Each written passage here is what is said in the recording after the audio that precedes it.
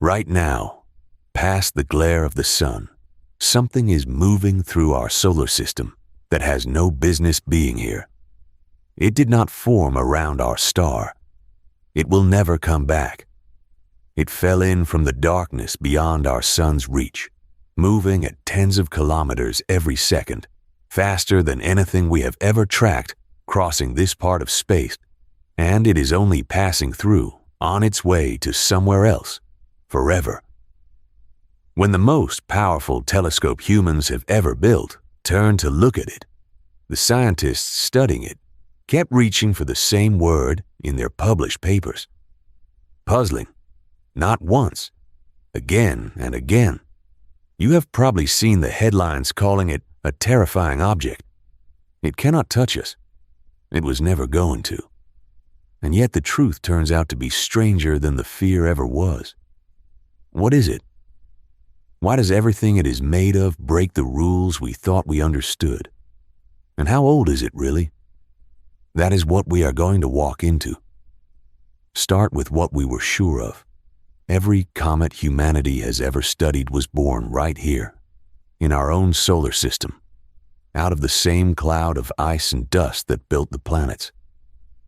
That means every comet is a piece of home, and the thing that dominates a comet, the ice that boils off it as it nears the sun and wraps it in a glowing cloud of gas, is water.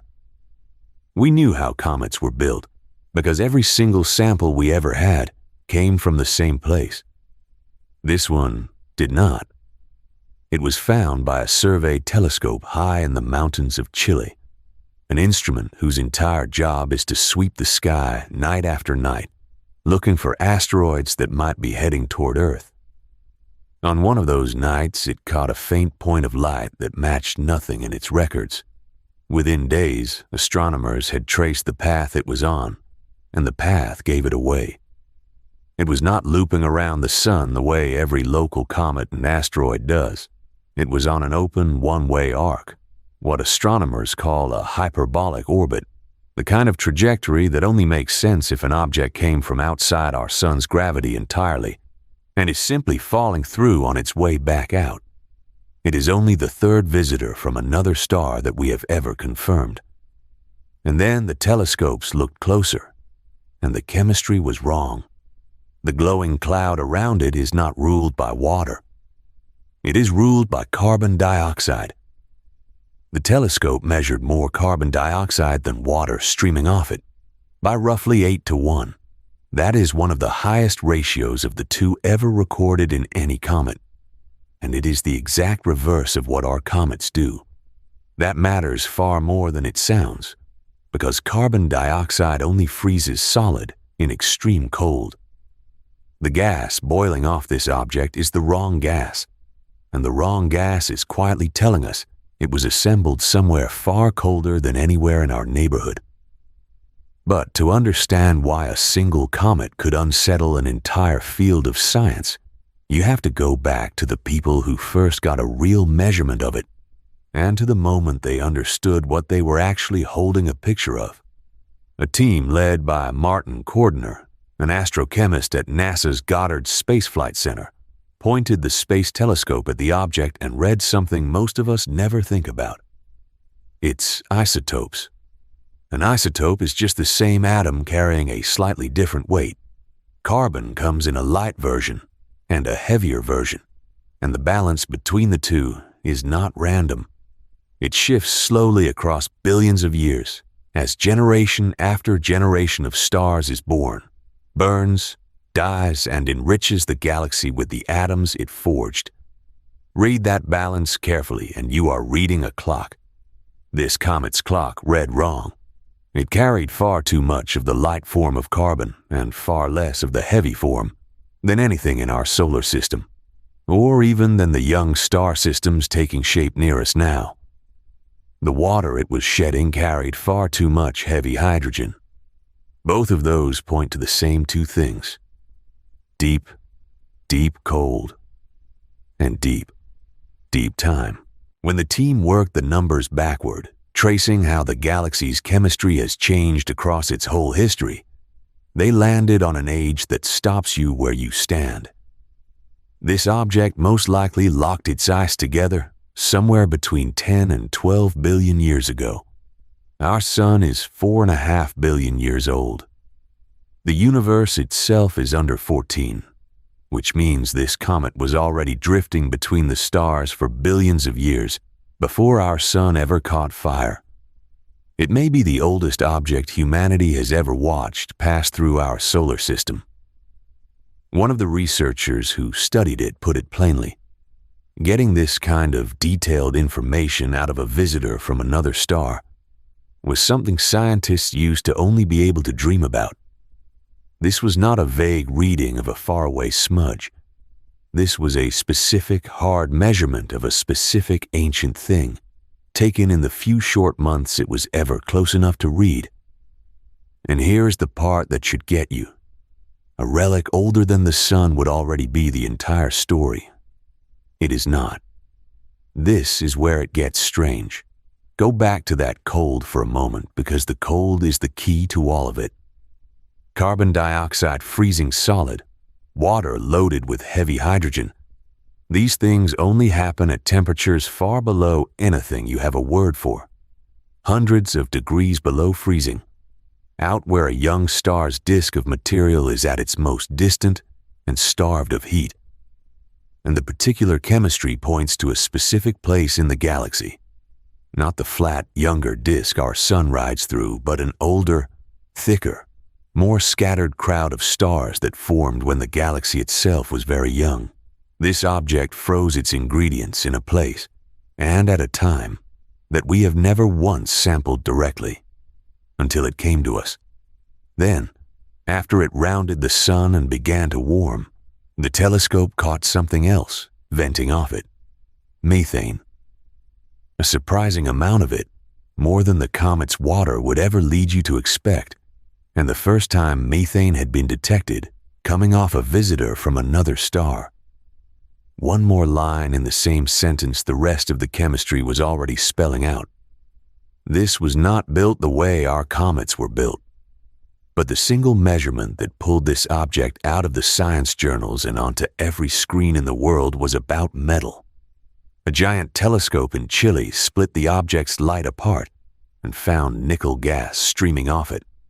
On its own, a little metal vapor is not shocking. What was shocking was what came with it. Almost no iron. And that is the anomaly, because nickel and iron are supposed to be inseparable. They are forged together inside dying stars. They travel through space together. And every previous time we had seen metal venting off a comet, we saw the two of them side by side. Here, the nickel signal was strong, and the iron at first was barely there at all. It gets stranger, because metal should not be turning to gas out there in the first place. At the distance where this was happening, it is far too cold to boil solid metal straight into vapor. So something had to be carrying that nickel off the comet by a gentler route than raw heat. The leading natural explanation is that the metals are locked inside fragile molecules, delicate compounds that come apart under even weak sunlight and release the metal without it ever having to melt. And nickel's version of that molecule falls apart more easily than iron's, which would explain why the nickel appeared first and the iron only showed up later, as the comet drew closer and warmed. It is a real chemical pathway. But, and this is the honest part, no one has fully pinned down the exact molecule responsible. That open gap is why the published papers reached for the word puzzling and meant it. Now sit with that combination for a second. Nickel, with almost no iron. On a path that happens to pass unusually close to the flat plane where all the planets orbit. If that makes the back of your neck prickle, you are not alone. And this is exactly where the fear in the headlines was born. A physicist at Harvard raised the possibility, publicly and more than once, that these features might hint at something artificial, something made. It deserves a straight answer. So here it is. That is a minority view, held by very few of the scientists actually working on this object. The overwhelming majority read the same data and see a natural comet. A strange one, an ancient one, but a comet. As one of the lead researchers put it, if this thing is an alien spaceship, it has done a really good job of disguising itself as a comet. Another astronomer studying it was even blunter. "There is a great deal we still do not understand about it," she said, "but I can safely tell you it is not that." And then they did the thing that separates science from a story told in the dark. They checked.